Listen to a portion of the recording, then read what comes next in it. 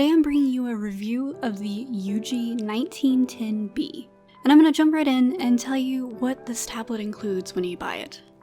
It comes with 2 rechargeable pens, plus 2 USB charging cords for each pen, a pen holder containing 8 nibs and a nib remover, a USB to USB-AB cord, a power adapter and a power cord, a VGA cable, and an installation CD and user manual.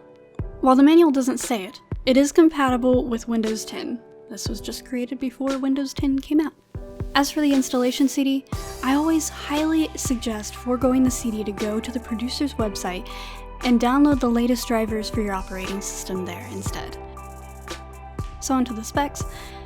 So I will say that this tablet is quite heavy and it is very sturdy feeling. It comes in at 12.5 inches by 16.9 inches and has a width of 2 inches, not including the stand, which is quite big. You'll need a lot of desk space for this. And the active drawing area is 15.9 inches by 10 inches. It has a TFT LCD screen with a screen resolution of 1440 by 900 pixels. The tablet has 2048 levels of pressure, as well as 5080 lines per inch. It has a reading height of a ½ inch. In other words, how high you can hover the pen and still control the cursor without touching the screen. It also has a VGA and DVI input. There's no HDMI input. And the stand is adjustable for multiple angles and has rubber feet to keep from slipping. The stand can lie almost flat and can stand up straight at nearly 90 degrees from the desk. It's very customizable and sturdy at every angle. Now that we've gone over the specs, here's a couple of my own opinions. While the tablet came with a VGA cable, I went ahead and used a DVI input to experience the best quality that this tablet could output. The color on the TFT screen looks best whenever you're sitting directly in front of the screen. The size of the screen in relation to the resolution makes for a slightly pixely lower-end visual. Most tablets nowadays are HD or at least 720p. That's one of the few things that really dates this older tablet. The buttons on the bottom right of the tablet stick out just slightly, but are actually very hard to press, so there's no chance of accidentally pressing the power button with your elbow or something while drawing, which is good. Using the onboard menu, I was able to get the screen relatively close to another monitor that I use primarily. The tablet's display leans towards a cooler tone when set to default. There was a bit of a halo around some of the colors caused by the screen that is only noticeable when zoomed in, and I will show you a comparison between my monitor and the tablet screen at the time. Either way, it's always good practice to color correct your work after or even during working on a display tablet that doesn't have professional color correction. The screen is also very glossy, reflective, and smooth. I thought this would bother me while working on it since I'm typically used to matte screen protectors, but I was pleasantly surprised. The grip wasn't there, but I didn't really miss it. I used a tablet glove to keep my hand from catching on the glass, and it was generally a nice experience.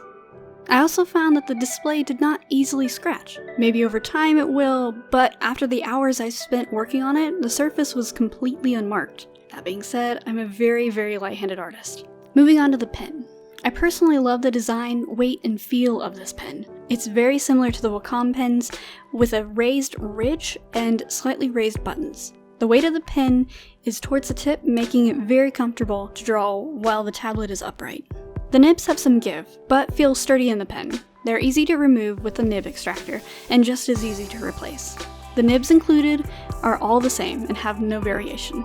When the pen is at low battery, the buttons will light up red, while charging they will shine blue until the pen is fully charged, in which the lights turn off. The pens hold a charge for a good length of time. Since I've charged them both up, I have yet to need to recharge either one of them. So I mostly tested this on the latest version of Photoshop, and I didn't have any trouble with pressure sensitivity or stray lines. The lines are very fluid and easy to control. I didn't notice very much jitter in the diagonal lines, which is great. And I didn't feel like I was hindered by the lack of an HD screen, though the farther you're zoomed out, the more pixelated things get. Since the tablet doesn't have any express keys, the pen is the only thing that has programmable buttons on it. And in the driver, it looks like you can't change those buttons to a keystroke at all. Like, I couldn't change the buttons to undo and redo like I normally do. That being said, I use a customized keypad where I set up all of my keyboard shortcuts, and I went ahead and added undo and redo to the keypad so that I could at least have those buttons at hand. All in all, I think this is a good entry-level display tablet. While it's a little bit older than most on the market, it's definitely still useful. On Amazon, it goes for around $400, which is pretty much half the cost of Wacom's smallest Cintiq, the 13HD. So that's about it. Thank you all so much for watching.